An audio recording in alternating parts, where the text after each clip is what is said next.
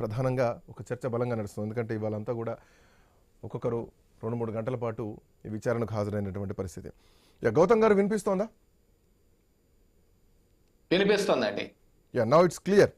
అంటే నిజంగా ఇది ఇది ఇప్పటికిప్పుడే బయటకు వచ్చినటువంటి విషయమా, చిలికి చిలికి గాలివానగా మారిందా?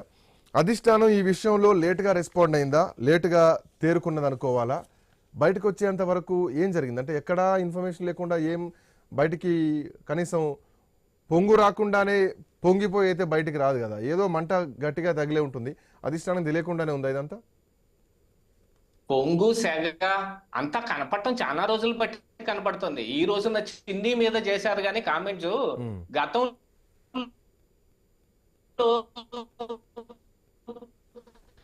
కొలుగుపూడి శ్రీనివాసరావు గారికి ఎవరితో పడిందండి?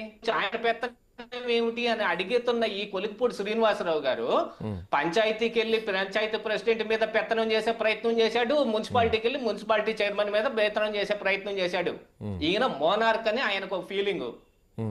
ఒక చట్టాన్ని చేతుల్లోకి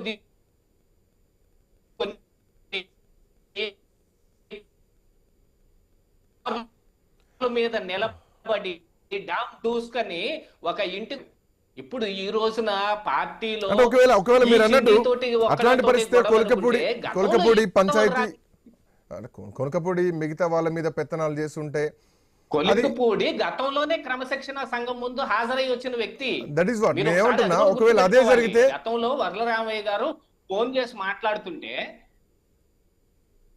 గతంలోనే వర్లరామయ్య గారు ఫోన్ చేసి మరీ మాట్లాడుతుంటే మైకులో వినిపించాడు. ఆ రోజునే ఆయన సస్పెండ్ చేయాలి. కానీ దళిత ఎమ్మెల్యే ఇలా చేశారు, అన్యాయం చేశారు. ఇప్పుడు మాట్లాడుతున్నాడు. ఇప్పుడు కాదండి, గెలిచినప్పుడు ఆయన దళితుడే. మీకు ముందు అమరావతి ఉద్యమం చేస్తున్నప్పుడు ఆయన దళితుడే. కేవలం అమరావతి ఉద్యమం చేశాడు గనక ఆయనకేమన్నా వేరే కొమ్ములే ఉన్న వస్తాయా? ఎవరు చేయలేదు, మేము చేయలేదా? 3 రాజధానుల కోసం మాకేమైనా ఎమ్మెల్యే ఇచ్చారా? ఇవ్వలేదు కదా. ఆయన ఎమ్మెల్యే టార్గెట్ చేసుకుని కొన్ని పనులు చేశాడు.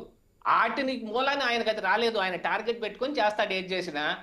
5 కోట్ల రూపాయలు నేను చిన్నీకి ఇచ్చాను అని అంటే ఆయన తాహత కూడా అందరికీ తెలిసిందేనండి. కొత్తగా ఎవరికి ఏం చెప్పాల్సిన పని లేదు.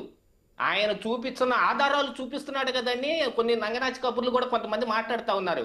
ఆధారాలు కేవలం ఆయన చూపించింది 20 లక్షలు, 10 లక్షలే.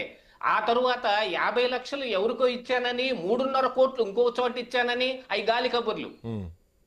అదే పార్టీ చూసుకుంటుంది. పార్టీకి తెలియదు ఏం కాదుగా. ఈయన తాహత ఎంత, చిన్నీకి ఈయన 5 కోట్ల రూపాయలు ఇచ్చుంటాడా, ఇవ్వకుండా ఉంటాడా? మీ అంచనా ప్రకారం ఎందుకు చిన్నిని టార్గెట్ చేశారు మరి కొలకపూడి? టార్గెట్ ఎందుకు చేశారు అని అంటే, ఈయన గతంలో చేసిన పనుల మూలంగా ఈయన నియోజకవర్గం మీద పట్టును కోల్పోయాడు. ఆల్మోస్ట్ ఆల్ పట్టును తప్పించారు. ఆ పట్టు తప్పించిన తర్వాత దాన్ని ఎవరొకళ్ళ చేతుల్లో పెట్టాలి కదా, అది చిన్ని చేతుల్లో పెట్టారు. మీ ఉద్దేశం ప్రకారం అధిష్టానమే చిన్నిని ఎంకరేజ్ చేసింది. కొలకపూడి విషయంలో చంద్రబాబు నాయుడు, అధిష్టానం, లోకేష్ వీళ్ళందరూ కూడా ఉన్నారు ఆ నియోజకవర్గం వెనకాల, చిన్ని వెనకాల అన్నది మీరు చెప్తున్నటువంటి పాయింట్. అలాగని కాదు.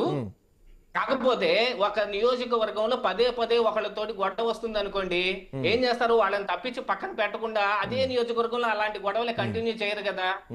తప్పించిన తర్వాత ఎవరో ఒకళ్ళని అక్కడ ఖచ్చితంగా అండర్ కరెంట్ ఇన్ఛార్జినైనా పెట్టాలిగా. అలాంటి పని ఏదో ఒకటి జరగటం మూలానే చిన్ని వచ్చి ఉంటాడనేది నా అభిప్రాయం.